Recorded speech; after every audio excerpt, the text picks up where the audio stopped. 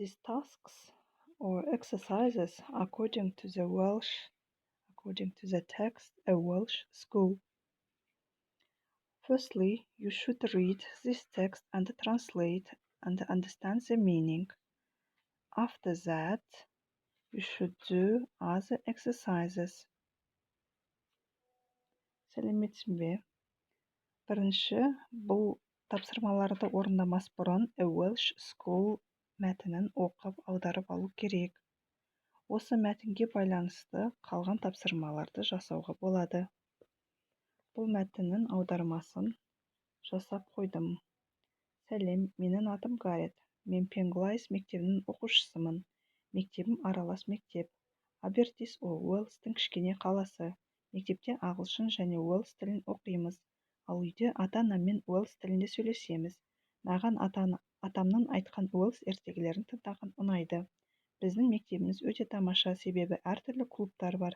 Бейсенбі күні гитара үйірмесі болады. Оқушылар гитараны қалай шертетінін үйренеді. Менің досым Изабель осы үйірмеге қатысады. Оған шынымен музыкада ойнаған және ән айтқан ұнайды, және ол оның қолынан жақсы шығады. Мен ән айтқанда өте жаманмын.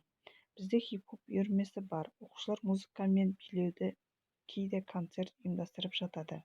Менің досым Даррен регби үйірмесіне барады. Ол өте жылдам жүгіреді, бірақ мен өте баяу жүгіремін.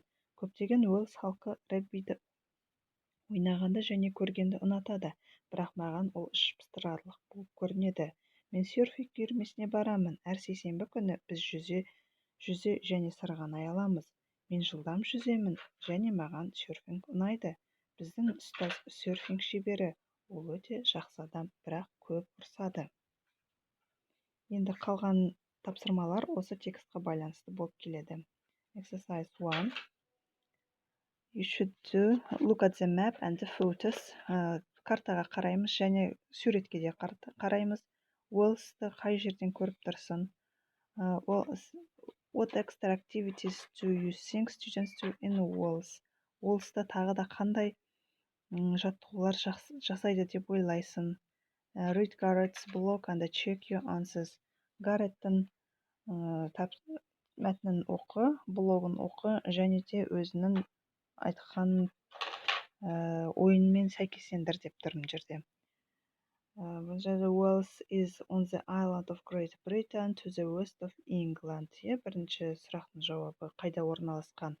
Ол Ұлыбританияның аралында орналасқан және де Англияның батыс жағында орналасқан. Уэльс өзінің астанасы бар. Екінші сұрақ, Гарреттан қандай жаттығулар бар деп ойлайсың? Өзінің ойынмен сәйкестендір деп тұр. I think students go to the different clubs, for example, theater, sport, cooking, etc. деп ойлаймын дейсің. Сосын текст оқимыз. Exercise number 2, екінші жаттығуда тағы да тексті оқисың және бұл жерге нүктелердің орнына тексттің ішінен алып қоямыз керекті сөздерді. Бұл жерде біріншісінде Garrett speak two languages. Гаррет екі тілде сөйлей алады. Ол Уэльс және ағылшын тілінде сөйлейді деп жазамыз. Бұл жерге he speaks, ол сөйлейді Welsh with his family, өзінің отбасымен ол Уэльс тілінде сөйлейді.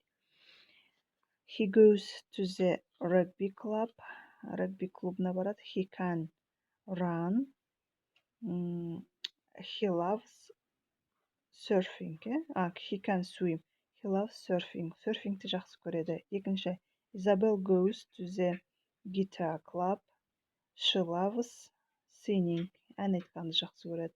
Үшінші, Darren goes to the rugby club, he can run very fast, өте жылдам жүгіре алады. Үшінші жаттығуда бұл жерде interesting, great, boring, brilliant, terrible, fast, slow деген сөзді тексттен табамыз. Бұлар сын есімдер және де very good деген сөзбен қандай синоним сөз келеді. Бұл жерде brilliant деген келеді, өте жақсы деген brilliant, very bad, өте жаман дегенге terrible деген сөз сәйкес келеді мұнда. Келесі exercise 4, төртінші жаттығуда синоним сөздер табамыз. Керісінше антоним сөздер табады екенбіз. Interesting, қызықты, boring, іш пыстырарлық, brilliant, өте тамаша, terrible, қорқынышты. fast жылдам, slow баяу деген секілді. 5-ші жаттығуда бұл жерде кесте жазу керек болатын. Мен кесте жазған жоқпын, осылай жаздым. Сызықша арқылы бөліп аласыңдар 3-ке. Тобилай, Гаррет және өзінің мектебінде сәйкестендіресің. Languages деп тұр, ол тілдер. Тобилай ағылшынша сөйлесе, Гаррет қай тілде ағылшын және уэльш тілінде сөйлейді. Ал сен қай тілде сөйлей аласың? Activities дейді, жаттығулар немен шұғылданады? Sing пен dance, ән айтып және би билейді Тобилай. Ал Гаррет гитара, серфинг, регби. Ал Гаррет мектебінде, бұл мектебінде. Ал сенің мектебінде қандай жаттығулар бар, үйірмелер бар деген сөз. Волейбол, баскетбол, likes ұнатады. Гаррет Тобилай нені ұнатады? Ол мектепті ұнатады. Гаррет серфинг пен суимді ұнатады. Ал сен нені ұнатасың? Өзінің ұнатқан үйірменді немесе іс-әрекетіңді жазасың. Exercise 6, 6-шы жаттығуда тоже Тобилай, Гаррет және өзіңді салыстырып жазасың. Сөйлем құрап жазу керек. In Tobilay's school they speak a lot of languages. Тобилайда көптеген тілдерді сөйлейді екен мектебінде. Гаррет мектебінде ағылшын және орыс тілінде сөйлейді. Ал өзі сенің мектебінде, менің мектебімде қазақ және орысша сөйлейді. Ағылшынша сөйлесе, ағылшынша сөйлейді деп қосып қоюға болады.